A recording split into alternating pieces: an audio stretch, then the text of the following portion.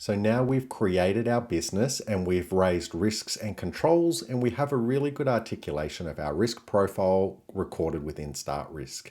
The next thing we want to be able to do is maintain that by reviewing our risks and controls at the intervals that we defined in the system. So StartRisk helps us do that in the dashboard by having sections highlighting when risks and controls are coming due or currently due or overdue for review, and you can see that at the bottom of the screen. So we'll start by going through what a risk review should consider. So at the bottom of the screen, you can pick any of those risks that are due for review, and you'll see that it'll bring up the risk editor with all of the relevant information. From here, you want to review the risk title and description. Make sure that you reflect any changes that may have occurred in relation to that risk so that description remains relevant. From there, look at the inherent likelihood and consequence rating. Consider if there's been any environmental changes external to the organization that may have changed that inherent risk, or maybe there's been changes in business practices or policies that have changed those risks. And if they have changed, you can update those ratings at this point. You can look at the controls that are assigned to that particular risk. Consider if they remain relevant or not, if not, remove them. Consider if the ratings of those likelihood and consequence impacts remain relevant, and if not, you can change those. And then once you've done all of that, you'll be able to see what the impact is on your residual risk rating. And from there, you can mark it as reviewed, which will update that record and update the next review date for you automatically. And then just click done. That takes you back to the dashboard. And now we can go through an example of a control that might be due for review. So similarly to the risk, you select the control that you want to review. You review the control title and description.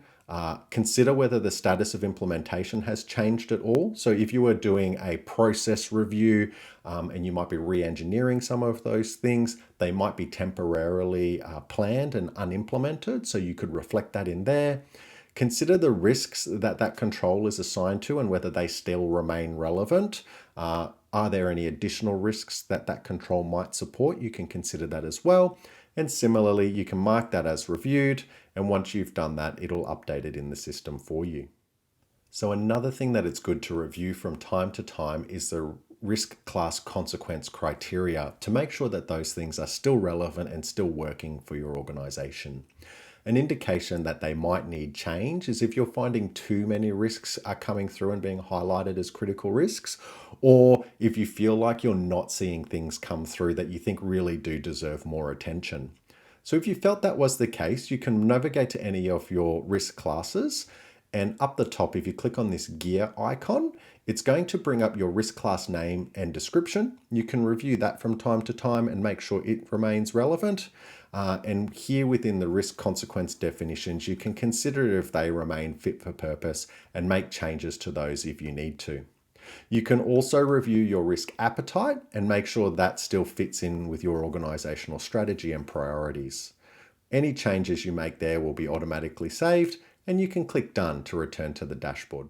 So by keeping those risks and controls reviewed on a regular basis, and by monitoring our consequence criteria and making sure they remain fit for purpose, we should have a healthy framework in place for risk management, something that is relatively lightweight in terms of the effort required to maintain it, and something that if you need to consider a specific risk at any point in time, you can jump in and use the new risk AI to get some really good considerations for how you might manage that risk in your business.